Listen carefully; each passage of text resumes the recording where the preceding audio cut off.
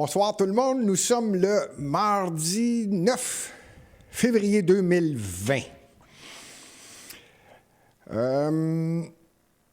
Aujourd'hui, on va parler d'armes à feu, Bitcoin.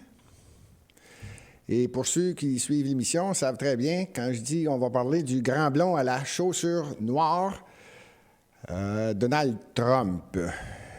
On va en profiter aussi pour regarder quelques journaux en fin d'émission. Je voulais commencer par dire à tous ceux qui n'ont pas aimé leur cadeau de Noël, bien, c'est le temps de retourner les cadeaux de Noël. C'est la première fois que vous allez voir ça. On est le 9 février. Depuis hier, les magasins sont réouverts. Vous n'avez pas aimé votre cadeau de Noël, retournez-le! Voici l'occasion. Parce que c'est possible qu'on reconfine. Mais vous pouvez le faire maintenant. Ça, c'est jamais vu dans l'histoire. Je voulais également faire un petit commentaire concernant la mortalité, concernant le tabac. Le tabac, la mortalité au Canada, par année, c'est 45 000 personnes. Le COVID, ça fait déjà 1 an qu'on est au courant de ce qui se passe avec le COVID, c'est 20 000 personnes. Au Québec, le tabac, c'est 13 000 personnes par année qui décèdent du tabac. Pour ce qui est du COVID, 10 000 personnes. Pourtant, le tabac, ça existe encore.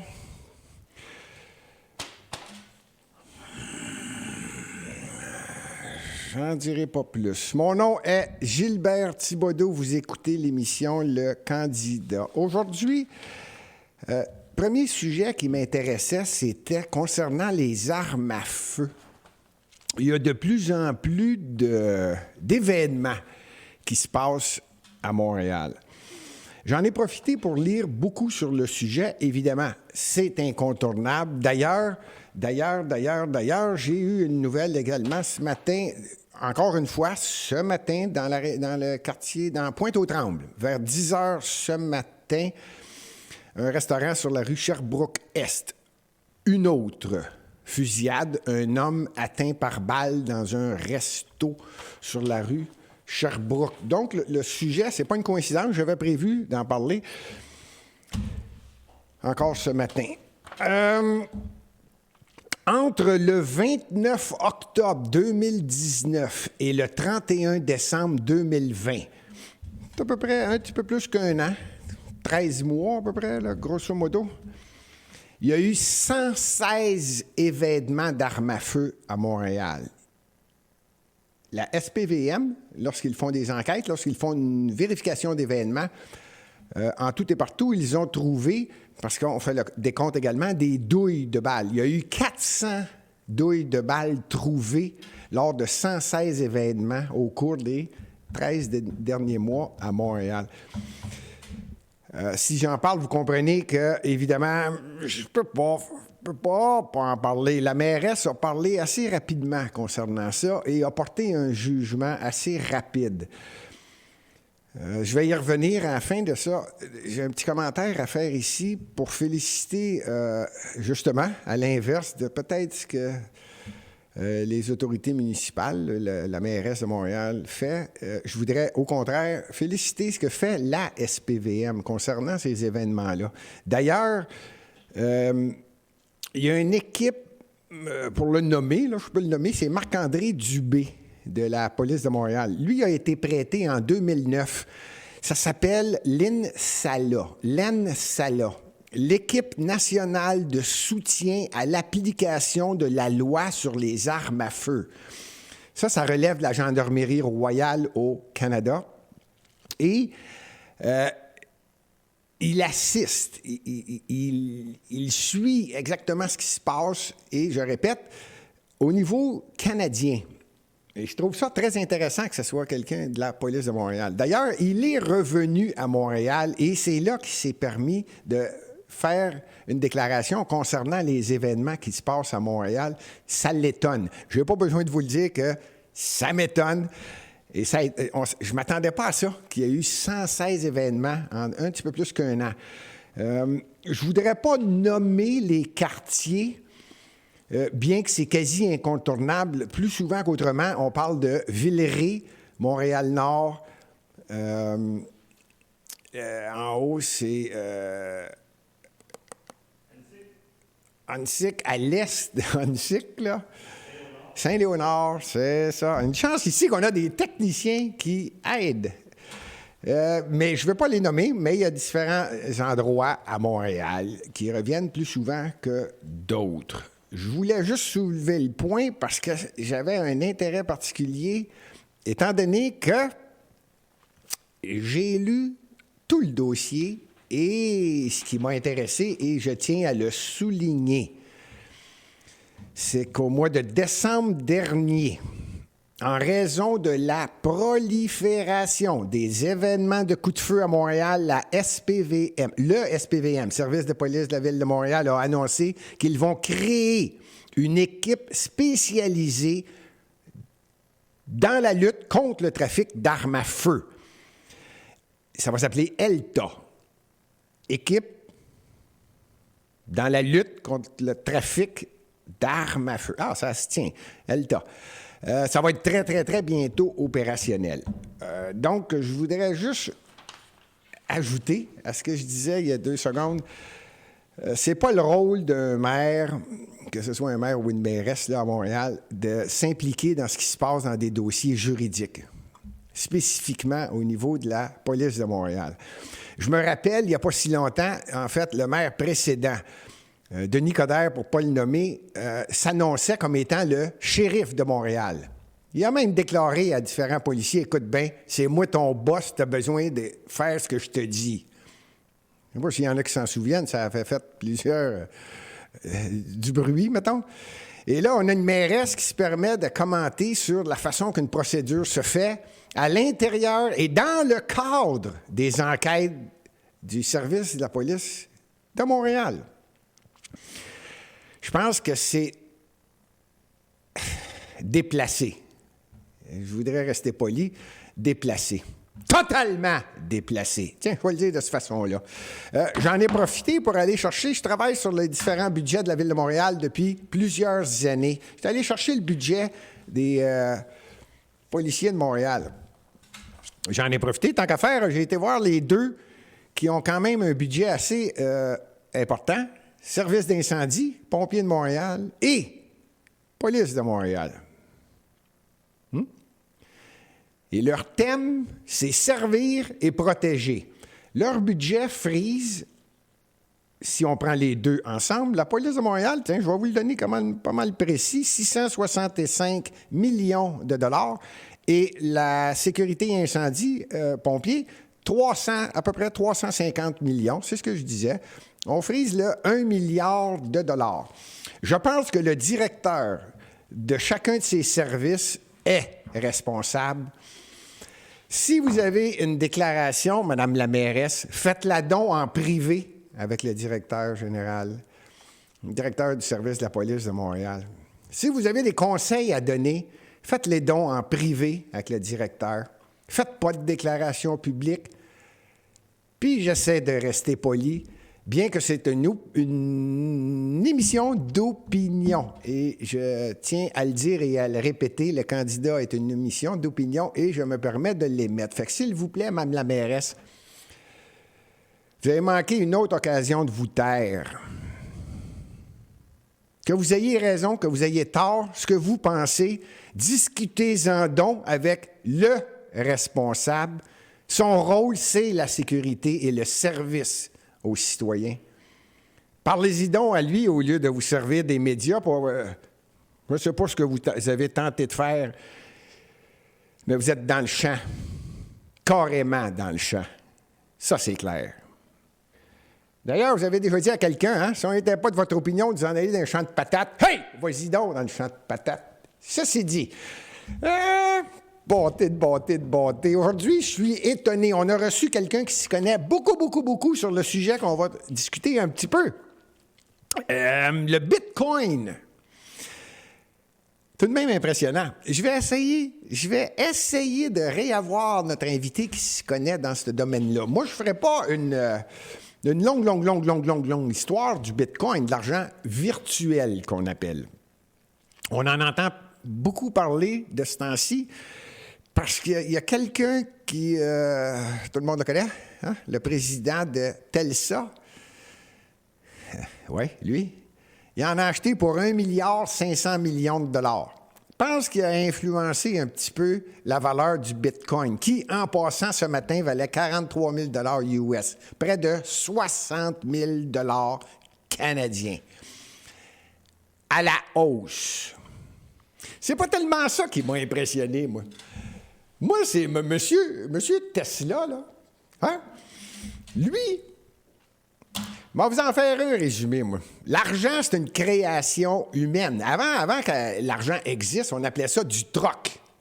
OK? Ça veut dire que moi, j'avais des patates, puis toi, tu avais des bananes. Fait que là, je pouvais te donner des patates, puis tu me donnais des bananes. Je résume pour que vous compreniez le principe. C'était tout simplement du troc. Hein? Il y en a qui disaient, ben moi, j'ai du café, toi, tu as du parfum. Je sais pas quoi, moi, des épices. Oui, vous comprenez le principe du troc. Donc, ce que tu veux, je peux te le donner, mais tu me donneras quelque chose. Vous comprenez ce principe-là? Lentement, je ne ferai pas toute l'histoire de l'argent. Il est arrivé le phénomène des banques qui ont été créées de façon à créer un centre. Elle elle fait rien pas tout. Elle fait juste de l'argent, elle, la banque. Elle fait juste, elle prête de l'argent qu'elle n'a pas. Elle se fait rembourser des intérêts qu'elle ne mérite pas. Je ne ferai pas l'histoire. Mais vous comprenez le principe de l'argent. D'ailleurs, il y a des expressions en anglais. Celle qui revient le plus souvent, c'est « follow the money ». C'est ça qui mène le monde. Ça a toujours été ça dans l'histoire. Sauf que, au cours des 10 dernières années, il y a des gouvernements qui se font dépasser. Et je n'exagère pas. Il y a des humains, uniquement une personne peut acheter ou vaut plus cher qu'un gouvernement. Oui, plus cher qu'un pays en entier monétairement. C'est ce qu'a créé le phénomène de « follow the money ». Il y a des gens qui deviennent de plus en plus riches et de plus en plus rapidement. Je ne veux pas faire de lien avec le confinement, mais coïncidence, sans le nommer, Amazon ou... je ne les nommerai pas tous, vous comprenez le principe, deviennent de plus en plus riches. On ne parle pas de... C'est terminé de parler de millions et c'est terminé de parler de milliards. Là. On parle de centaines de milliards. Bientôt, on va parler de trillions ou en anglais, billion. Arrangez ça comme vous voulez. Donc, c'est des valeurs énormes. Pour en revenir à mon Bitcoin, encore là, je suis allé voir. Savez-vous ce que je prévois? Et je ne pense pas me tromper. D'ailleurs, le gouvernement américain, le nouveau gouvernement américain élu, le président en passant, c'est Joe Biden. Lui prévoit d'examiner qu'est-ce qui est en train de se passer. Je répète, là, un gars vient d'acheter 1,5 milliard de dollars, de Bitcoin. Ce qui a fait que le Bitcoin... Un Bitcoin vaut 60 000 $ canadiens. Vous me suivez, là, j'espère. J'essaie de ne pas être trop mélangeant. Ce qui m'impressionne, c'est que le gouvernement américain commence à réaliser il y a des joueurs qui commencent à vouloir transiger en Bitcoin. Et voilà, c'est exactement ce qui vient d'arriver. Le président de Tesla a dit qu'il va être possible d'acheter des produits, spécifiquement des automobiles de la marque Tesla, électriques,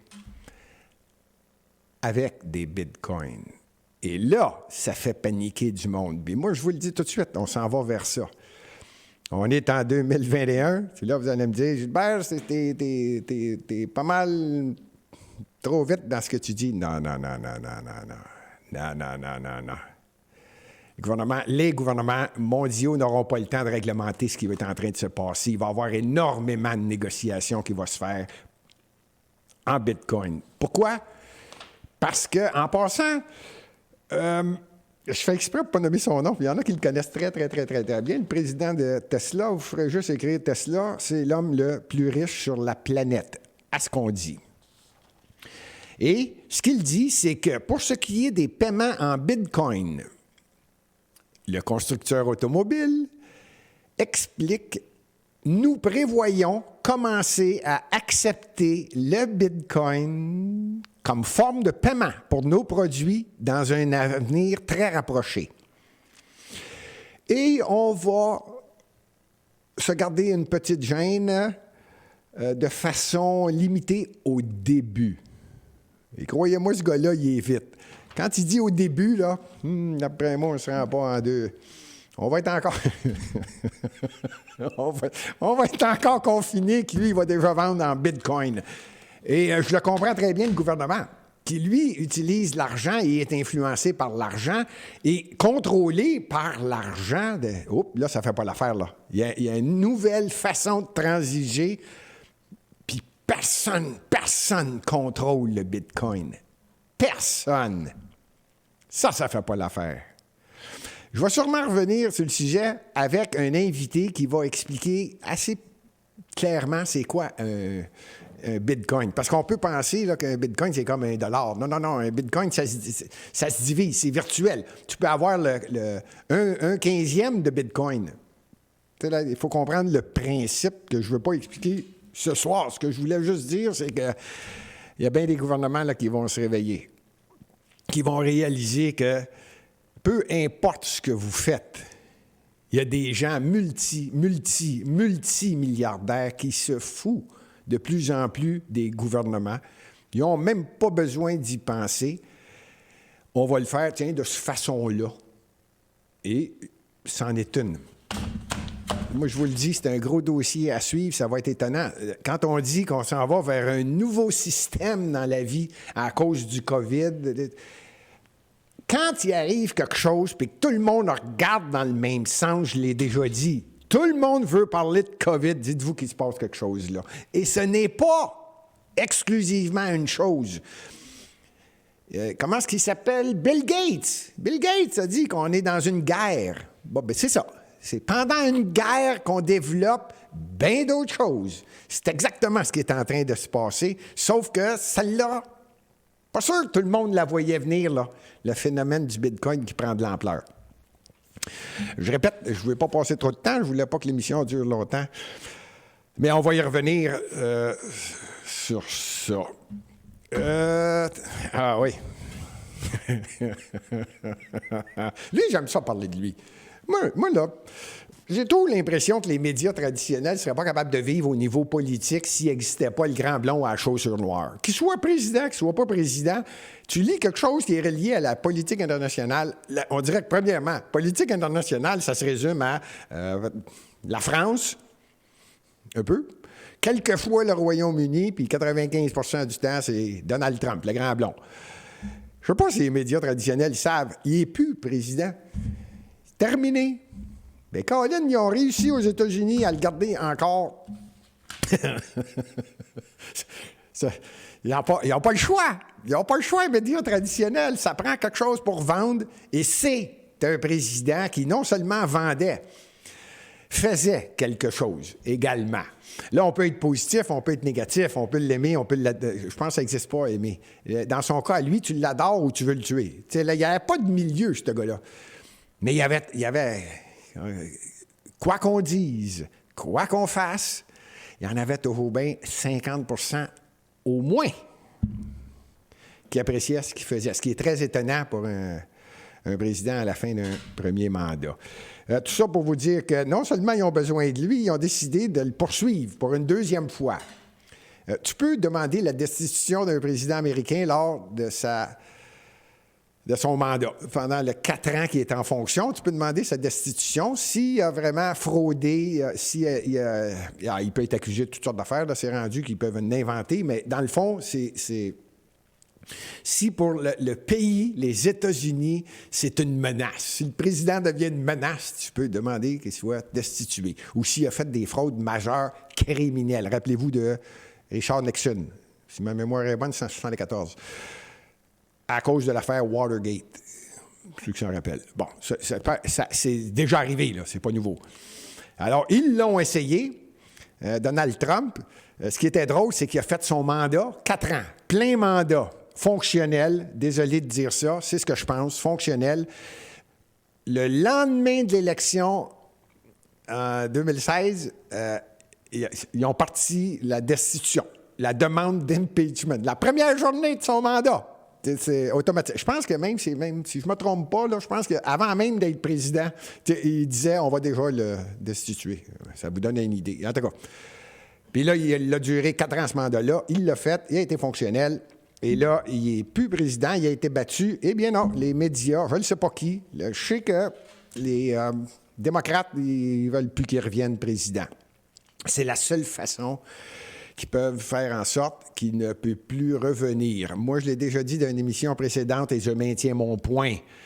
2024 s'en vient. On va passer les midterms. Je prévois que Donald Trump va être très, très, très fonctionnel. Parce que les midterms font en sorte que la Chambre des représentants, c'est un vote total. L'ensemble de la Chambre des représentants passe au vote et le tiers du Sénat passe au vote. Et il y a plusieurs sénateurs qui savent ce qui va se passer. Donald Trump va s'en mêler. Alors, je me dis, et j'ai déjà déclaré que Donald Trump va probablement être candidat en 2024. Vous pouvez en rire autant que plusieurs en riaient en 2016. Je leur ai dit. Tout ça pour en revenir à... Là, il est en train de se faire destituer. Ah oui, pour finir sur ce que je viens de dire là, n'oubliez pas, là, il a été président il y a 4 ans. Il a perdu, il a le droit à 8 ans, donc il a le droit de revenir. Fait que là, les démocrates ont gagné. Ce qu'ils n'ont pas compris, c'est que là, ils n'ont pas Donald Trump dans les jambes 4 ans, puis c'est fini. Non, là, ils ont Donald Trump dans les jambes pendant 12 ans. Encore là, ça va être une exception. Je ne sais pas comment est-ce qu'ils pensent, eux autres, mais là, ils sont en train d'en faire un président exceptionnel. Tout ça pour dire que lors de la destitution qui s'en vient à partir de... Bien, c'est aujourd'hui. À partir de mardi, aujourd'hui. Moi, je dis qu'il y a 2 avocats qui vont défendre Donald Trump. Les 2 avocats, c'est Bruce Castor et David Schoen. Ça, c'est ceux qui sont les avocats du côté de Donald Trump pour le défendre. Les démocrates ont à peu près tout essayé. La sorte de yogourt que Donald Trump mange le matin, c'est mauvais pour les États-Unis, jusqu'à... C'est à cause de lui que le Capitole a été attaqué le 6 décembre. Vous me suivez, là, ils ont tout essayé, ils en ont fait une série d'accusations pour le destituer. Il y en a une qui a été retenue. Vous comprenez que c'est celle au niveau du 6 décembre. En fait, c'est le janvier? Oui. Ah, désolé, j'ai dit 6 décembre. Ici, les techniciens, ils suivent ce qui se passe. Donc, c'est le 6 janvier. Désolé, c'est vrai, c'est juste avant la nomination de Biden sur le balcon. C'est vrai. OK, donc c'est le 6 janvier. Je continue.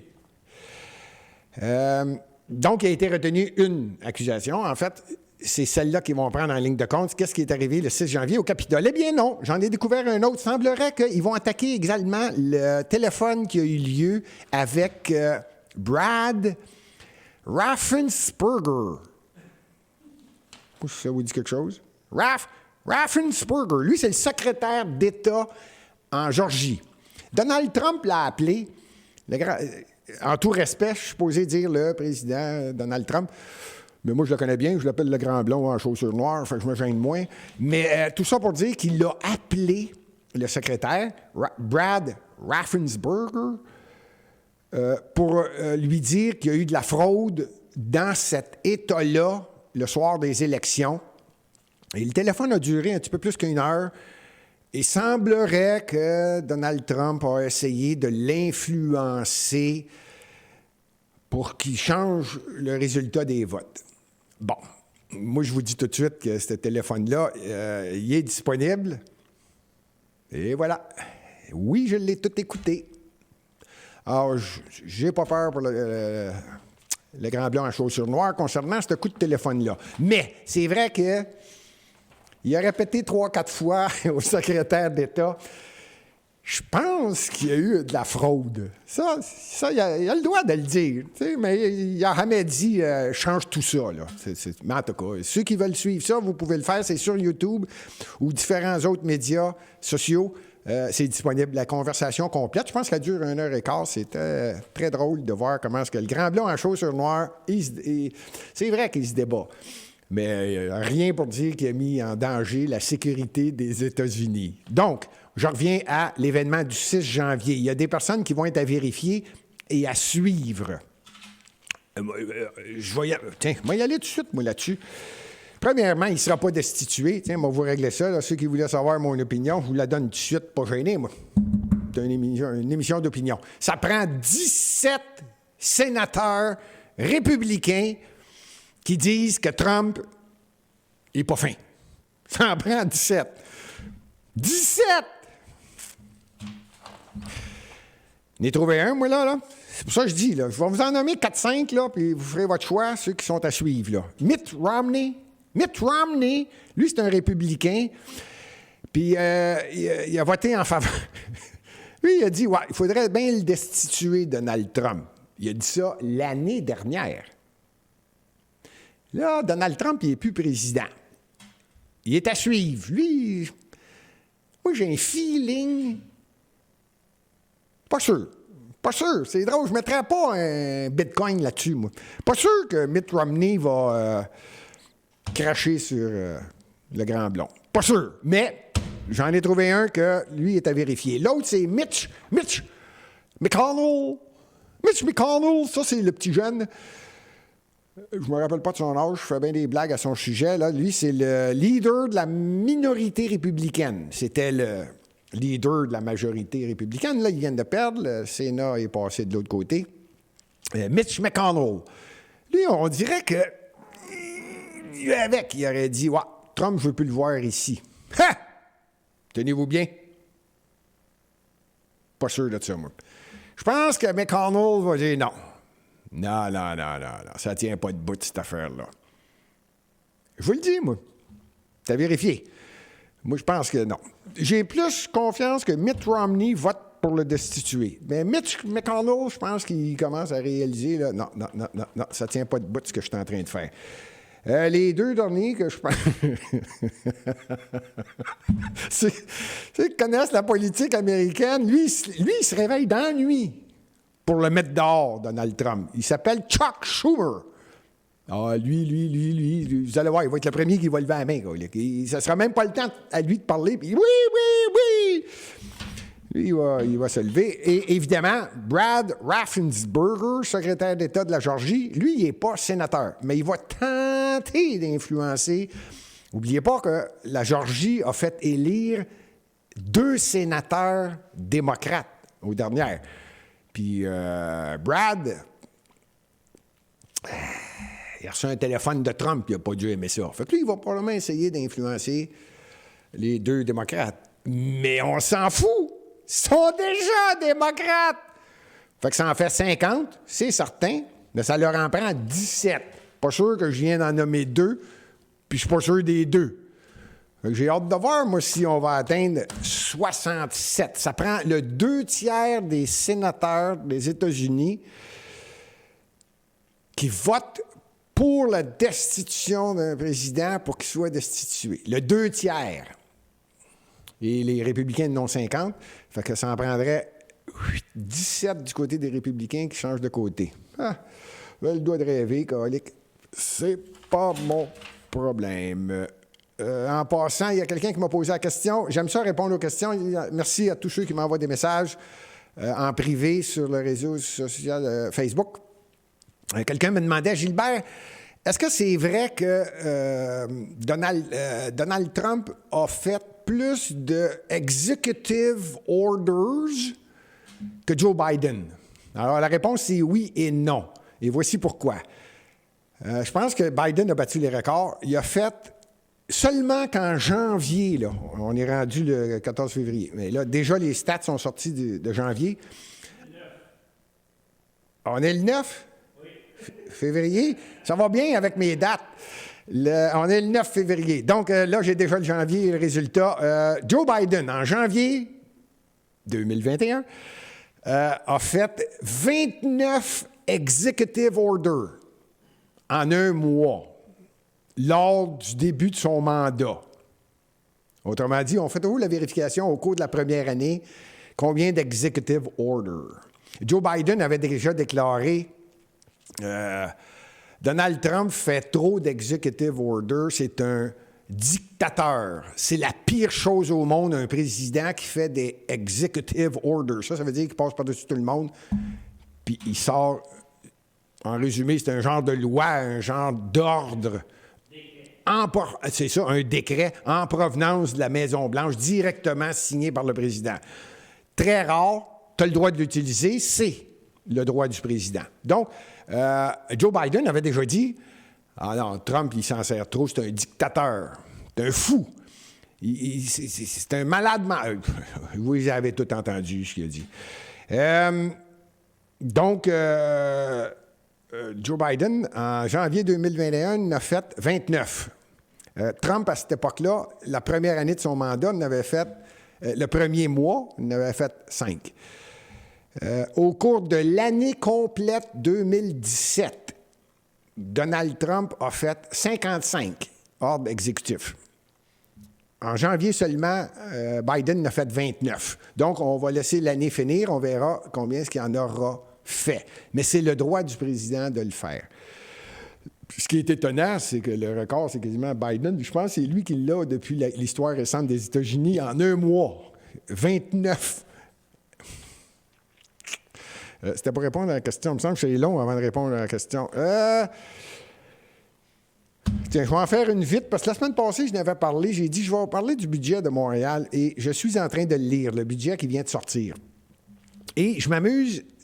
Je le répète, pour moi, c'est un livre de chevet, et je lis depuis 2000, il y a longtemps, très, très longtemps. Moi, j'aime ça. Ils sortent un budget, puis j'aime ça. Je fais des comparatifs, vérification des taux d'intérêt, les taux d'emprunt moyens, la cote. Chacun son plaisir. Moi, je vérifie Moody's, cote combien Montréal, quel taux je peux avoir en fonction de la longueur de l'emprunt que je fais sur une infrastructure qui va durer 30 ans. J'aime ça. Qu'est-ce que vous voulez que je vous dise? Et j'ai dit que je le ferais cette semaine. Donc là, je suis stoppé sur une chose. Le budget de 2021 qui vient de sortir, habituellement, on fait toujours ce qu'on appelle un triennal. Tu sors le budget 2021 et tu peux appeler ça mettons, budget triennal, PTI, là, peu importe le nom que vous y donnez, là, c'est triennal. Il peut se rendre jusqu'à 24. Puis, normalement, il y a beaucoup d'erreurs. Parce que c'est difficile. C'est difficile de savoir si on va avoir un hiver qui fait mal, qui fait très, très, très, très, très, très froid, puis toute la plomberie à Montréal souterraine pète. Et mettons que ça fait mal au budget. S'il y a beaucoup de neige, s'il y a 6 tempêtes ou 7 tempêtes ou 8 tempêtes, en passant, il y en a plusieurs qui me demandent, c'est quoi le budget de la neige? À Montréal, il est calculé environ annuellement, juste pour le déneigement, ça veut dire le ramassage et la souffleuse, là, entre 165 et 170 millions par année, par hiver. Parce que c'est rare qu'il neige l'été, là. Fait que c'est pour l'hiver. C'est de l'argent. C'est à prendre en considération. Tout ça pour dire que je lis le budget, puis je l'ai dit que je le ferais, puis je regarde les budgets triennales, juste pour voir s'ils se trompent dans leur futur. Puis ils se trompent. Puis, si vous voulez que je vous dise, ça arrive. Là. Des fois, tu tombes pine dessus, mais il y a des années où c'est plus difficile. C'est déjà long, triennal. Eh bien non, je peux vous annoncer que la mairesse de Montréal, le parti Projet Montréal, je ne sais pas de quelle maudite planète qui viennent, les autres, c'est plus ça là, qui ont sorti en 2021. C'est un budget décennal. Budget décennal, là, ça veut dire qu'eux autres, Valérie Plante, Projet Montréal, son bras droit en finance, ont décidé de faire la gestion pour les 10 prochaines années à Montréal. Et ça, c'est en 2019, là, je veux dire, 2019, que l'idée lui était venue dans la tête. Alors, c'est fait, c'est le budget qui a été sorti cette année, 2021. Là, il fait 2021-2030, avec la prévision des choses grandioses qui vont se passer à Montréal. Je voudrais juste rappeler à la mairesse que c'était à peu près la nouvelle qui sortait avant la pandémie concernant le budget de Montréal. Si vous êtes capable de le lire, on appelait ça le mot catastrophe. C'est ça. Catastrophe financière à Montréal. Ça, c'est pour un an. Un an. Là, ils ont fait un budget sur 10 ans.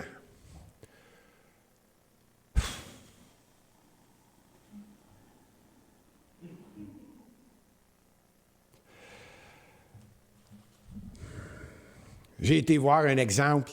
J'aurais aimé ça, vous en parler de budget, et surtout, ce que j'aime, c'est l'endettement. De la façon, je parlais de déneigement tout à l'heure. Tu sais, Projet Montréal, le maire précédent, sans le nommer, Denis Coderre, tout le monde pousse la dette par en avant, puis là, ils disent, oh, c'est pas grave, un jour, je vais perdre, puis le prochain maire va être pris avec la dette. Alors, j'avais dit qu'aujourd'hui, je parlerais de la dette, et j'en étais abasourdi, là. Abasourdi. Je vais y revenir, peut-être la semaine prochaine, là. Mais là, je suis tombé sur quelque chose qui était relié avec la catastrophe. À chaque année, depuis les 2 dernières années de son mandat, l'année passée, si je ne me trompe pas, le gouvernement provincial a dû mettre 283 millions de dollars dans le budget de Montréal pour qu'ils respectent la norme, qu'ils sont obligés d'avoir un budget balancé. Ça n'a pas trop sorti, ça, des nouvelles. Ils ont juste dit que c'était la catastrophe. C'était la catastrophe. Parce que tu es obligé d'avoir un budget balancé à Montréal. Toutes les villes sont obligées. Donc, je suis tombé sur la page des droits de mutation. Là, j'ai dit, tiens, s'ils sortent un budget décennal, ça veut dire qu'ils sont capables d'évaluer ce qui va se passer au cours des 10 prochaines années. Et moi, je suis un grand défenseur, je ne m'en cache pas, je ne m'en cacherai pas, il va y avoir des élections à Montréal en novembre 2021. Croyez-moi sincère que je vais faire partie de... Je vais être sur la glace. Tout ça pour dire que quand tu fais un budget décennal, c'est parce que tu es capable d'évaluer ce qui va se passer au cours des prochaines années. Moi, je me disais, donc, tiens, je vais aller voir, droit de mutation, on appelle ça... taxe de bienvenue. Oui, riez pas de ça, mais c'est vrai. Le monsieur s'appelait Bienvenue, là, mais c'est un droit de mutation. Ça veut dire que vous venez à Montréal, vous achetez une maison, pouf, vous recevez une facture. Ça peut être entre 5 000 et 20 000 selon la valeur de votre maison. Vous recevez un compte à payer. Et c'est marqué dessus Bienvenue. Non, je fais des blagues. Je pense pas qu'il marque Bienvenue. Hey, ça serait-tu la cerise sur le Sunday? Mais, tout ça pour dire que j'ai dit, s'ils sont capables de faire 10 ans, on va aller voir la prévision qu'ils ont faite en 2019-2020. Ils doivent pas mal être pile dessus quand tu es capable de faire 10 ans. Alors là, j'ai 2017-2018. Là, je tombe dans le budget de la mairesse de Montréal. 2019, je vais prendre 2019-2020, les chiffres sont comparables. Bon, c'est à peu près ça, ça empire. Tiens.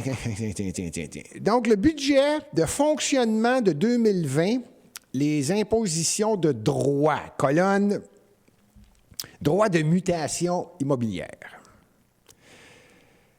Alors, ils avaient prévu, à la Ville de Montréal, qu'ils s'en vendraient des maisons. En taxe de bienvenue, ils croyaient ramasser 314 245 000 $. Et ça, tu dis bienvenue à bien du monde, hein? C'est vrai ce que je dis là. Ils avaient prévu 314 245 000 $ de revenus en taxe de bienvenue en disant il y a beaucoup de gens qui vont venir acheter à Montréal. Donc, on va avoir des taxes de bienvenue. Oups, ça, c'était prévu par l'administration Plante. Finalement, le réel, 248 000 $. Ça, c'est rien qu'un poste. Ce qu'on appelle la bienvenue. Juste un. Légère erreur de 60 et quelques millions, presque 70 millions d'erreurs.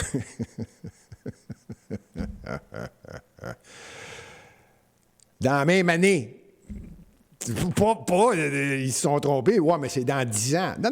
Ils ont fait le budget de 2019. En 2020, ils ont dit on s'est trompé en 2019. Ça va bien? 70 millions d'erreurs sur quelque chose de 240 quelques millions. On parle-tu de 30-40 % d'erreurs? Tout ça pour vous dire que je me pose la question si on s'en va dans le bon sens. En passant, le droit de mutation à Montréal est, à mon avis, la pire chose quand on veut augmenter la popularité d'une ville, surtout comme Montréal. L'année passée, Montréal s'est vidé drastiquement. Je vais être franc avec vous, c'est la pire année dans l'histoire de la ville de Montréal. Il n'y a jamais eu autant d'exode de Montréalais qui quittent Montréal. Ça n'a pas commencé avec la COVID, là. On parle 2019, début 2020, là. La pire période dans l'histoire de Montréal. L'exode. Les gens quittent Montréal. Je trouve ça bien triste. Peut-être qu'il serait le temps de donner un coup de barre de la façon dont c'est géré et de faire en sorte que les Montréalais comprennent que c'est possible d'avoir du service à moins cher, sans rien modifier dans la qualité du service, peut-être même l'améliorer. Et que j'ai donc aimé ça, parler de ça. On termine? Ah! Oh, aujourd'hui, j'ai même un hommage. Alors ça, c'est ma période que j'aime. Ça, c'est pas moi qui les invente, c'est des nouvelles. Le premier ministre du Québec, de l'actualité, a décidé de faire un petit déconfinement. Petit déconfinement.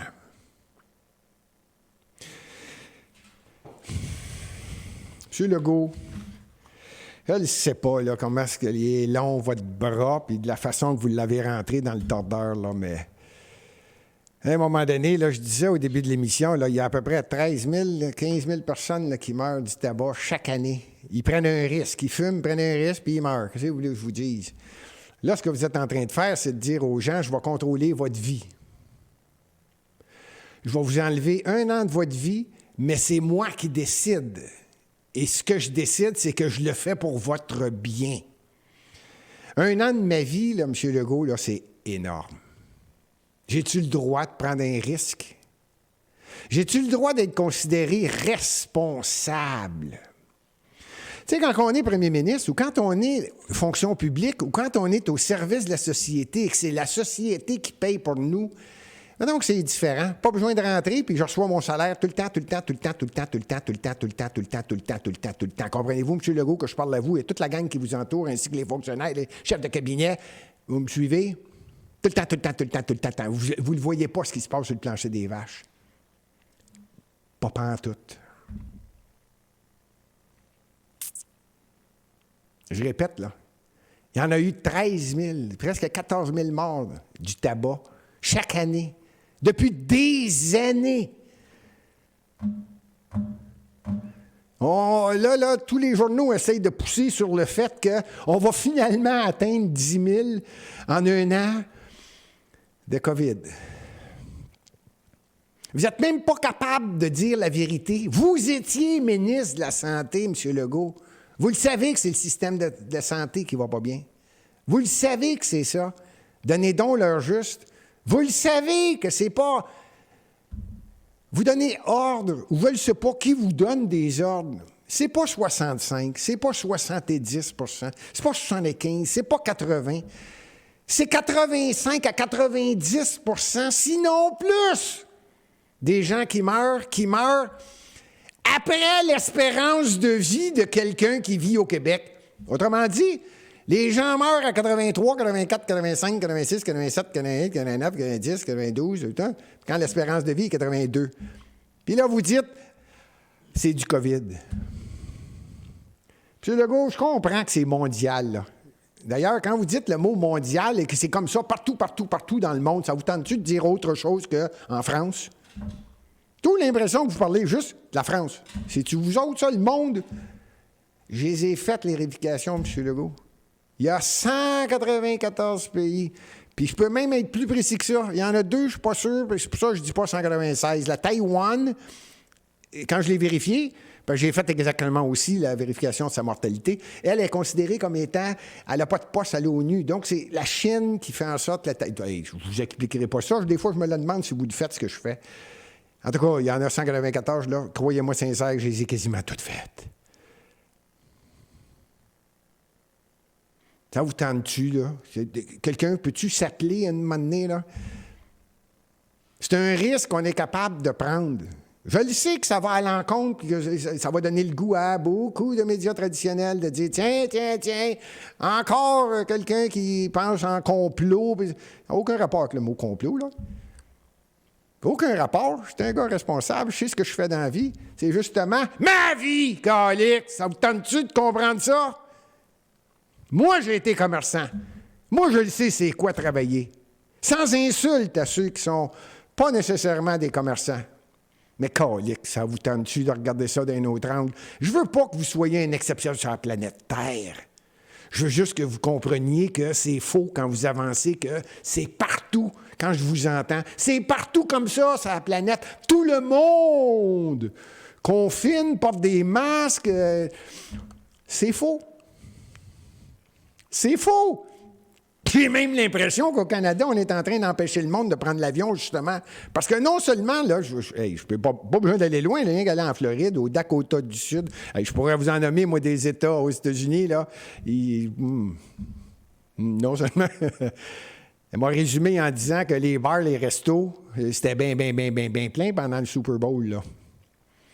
Je le sais, il y en a qui vont dire, ben oui, c'est ça. Puis là, ils vont transmettre le COVID. Hey, avez-vous fini, là? Avez-vous fini? Pas parce que je ne veux pas respecter. Je vous le dis, puis je le répète tout le temps. Je le mets le masque quand on m'a dit de le mettre à telle place. Me laver les mains. Me suis toujours laver les mains. Et je prends la douche tous les jours. Des fois 2 fois. Des fois 3 fois par jour parce que je m'entraînais. Ce que vous avez fermé. Je m'entraînais à l'intérieur. Et dur de m'entraîner. Tout le monde me disait, ben là, fais-le dans ton sous-sol. Ben oui, moi j'ai le record du Québec, saut en hauteur. Ben oui, faire ça dans le sous-sol. Je suis le 2e meilleur lanceur de disques au Canada, dans ma catégorie. Ben oui, faire ça dans le sous-sol. Hein? Vous allez avoir de la misère. Vous avez de la misère. Vous êtes en train de tuer 1 an de la vie des jeunes. Je suis capable de le comprendre, je suis un peu plus vieux. Je ne devrais pas dire ça, je me trouve jeune. Mais pour un jeune, là, 1 an, vous enlevez 1 an de sa vie. Calique que je suis tanné d'en parler. Bon. Ceci dit, on va garder la bonne humeur. Hey, là, on me parle de variants. Bon, ça y est, on veut que je continue à en parler. Là, ils ont déclaré que j'ai l'impression que vous êtes en train de partir la 3e, 4e, 5e, 6e, 7e vague. Là, ils parlent des variants. Là, ça va être le COVID, un nouveau, c'est une 3e, une 4e vague, je ne sais pas quoi. Puis là, vous allez me faire croire que, là, ils appellent ça variant parce qu'ils ne veulent pas dire que c'est un nouveau. Parce qu'en même temps, il faut qu'ils conservent le fait que le vaccin qui a été inventé avant que celui-là, variant, arrive, est encore bon. Parce que là, sinon, il y a trop de gaspillage. Là, les pharmaceutiques ne sont pas contentes. Là, il y a d'autres patentes qui... Y a-t-il quelqu'un qui va comprendre qu'à un moment donné, là, il y a des gens responsables. Il y a des gens responsables. Qu'est-ce que vous voulez que je vous dise? Montréal, c'est une grosse ville. Pensez-y, New York, c'est encore plus gros. Pensez-y. Miami, pensez-y, Los Angeles, pensez-y, Tokyo, Pékin, Beijing. Ah, vous pensez à ça? Il y en a du monde. Arrêtez de dire que, ben là, Montréal, ils ne comprennent pas. Sacrifice! Il y a des gens responsables partout. Là, j'ai entendu dire, parce que j'écoute pas vraiment le câble, là, mais je lisais à différents endroits qu'il y a un déconfinement où il y a des endroits qui sont ouverts, là, il va y avoir des musées. Ah oui, c'est ça, des musées. Tous les Québécois avaient hâte à ça. Les musées sont ouverts. Merci, M. le Premier ministre. Là, ça devient pathétique. Pathétique. Et pour terminer, c'est le début de la nouvelle année. J'aime aider les jeunes. Et je vous le dis tout de suite, pas parce que... si vous avez énormément d'argent, vous pouvez placer dans un rire. Moi, personnellement, si j'étais jeune aujourd'hui, la première place où je mettais de l'argent, ça serait dans un CELI. Pas parce qu'il est à l'abri de l'année où vous faites de l'argent, il est déductible. Pas vraiment pour ça. C'est parce que le CELI, une fois qu'il est placé, à partir de ce moment-là, il est non imposable, incluant les profits que vous faites avec cet argent-là. Et vous pouvez vous en servir si vous avez besoin d'argent. Vous avez le droit de reprendre de l'argent dans le CELI et en remettre. Tu sais, là, il y a un maximum, par contre. Si je ne me trompe pas, cette année, c'est 6 000 ou 6 500. Et moi, c'est ce que je conseille. C'était mon conseil de la journée, hein? Je suis pas pire. Plus que le rire. Le rire, ça, quand vous décidez d'avoir besoin d'argent, vous en retirez, vous payez de l'impôt automatique sur la somme que vous retirez. Pouf! Il y a quelqu'un qui vous attend à la porte de sortie. Pouf! Tu payes l'impôt. Pas le CELI. C'était mon conseil de 2021. Et voilà. Je voulais apporter hommage. Ça fait longtemps que je n'ai pas fait un hommage. Là, je m'ennuie de ça. Je ne sais vraiment pas comment le dire en français. Ça va peut-être me venir en le disant, là. Fais un souhait. Make a wish. Moi, là, j'ai trouvé ça fantastique. Je ne sais pas s'il y en a qui écoutent la lutte. J'ai entendu dire qu'il y a un lutteur. Son nom, c'était Cena. J'oublie son prénom. John Cena. Tiens, on a des techniciens. Ici, des techniciens connaissent tous les sports. Bon, alors, c'est lui qui a un des... il n'a pas le record, mais c'est un homme qui comprend le phénomène des jeunes qui ont des rêves. Et plusieurs artistes vedettes. Et là, ce que je vis, c'est ici au Québec. Peut-être que ça se fait encore, mais je n'entends pas parler, mais je veux porter hommage à ceux qui le font. Il y a des jeunes qui envoient des lettres des fois à des artistes ou à des gens qui aiment, comme par exemple Michael Kingsbury vient de gagner à Deer Valley aux États-Unis. C'est lui qui est le champion olympique. Il est classé dans les 10 personnes les plus reconnues dans le sport actuellement au Québec. Il est en train de battre différents records. Et il reçoit des fois des lettres de jeunes, tu sais, qui sont en admiration. Ils aiment le ski des boss. Puis, il reçoit des félicitations, puis mon rêve, ça serait de faire quelques descentes de ski avec toi. Ou un lutteur, comme je viens de dire, John Cena, lui, il en a reçu. Il en a accompli 400. De gens qui ont dit j'aimerais ça que vous me fassiez la prise de je sais pas quoi, ou aller souper avec vous, ou peu importe. Il y a des gens qui aiment des vedettes. Et ces vedettes-là, ils sont conscients de ça. Ça peut être une vedette d'Hollywood. D'après moi, c'est peut-être un peu plus rare parce qu'ils sont dans leur monde. Mais souvent, des sportifs. Tout ça pour dire que je veux porter hommage à ceux qui pensent à ça, les artistes, les vedettes, les athlètes, qui répondent des fois à des jeunes. Hein? C'est beau, hein? Je trouve que on n'entend plus parler. Il me semble que j'ai déjà entendu, il y a eu une petite vague de ça. Tel artiste est allé, je sais pas moi, acheter un skidoo ou ben donc a payé le billet d'avion à un enfant qui a le cancer, qui va mourir au cours de l'année, puis l'acteur est allé passer 2 jours avec lui à telle place en vacances. Fait que je voulais porter hommage à John Cena. Pourquoi je dis lui? Parce que c'est lui qui... Ça m'a frappé quand j'ai lu dans les journaux. Je dis, hey, il est donc sympathique, lui. Il le fait encore. Je pense qu'il ne lutte plus. En tout cas, il apprécie beaucoup recevoir ça, puis il rend service. Il fait des retours d'appel. Il fait des cadeaux. Tout ça pour vous dire que pendant l'émission, j'ai dit que je vais revenir sur le budget de Montréal.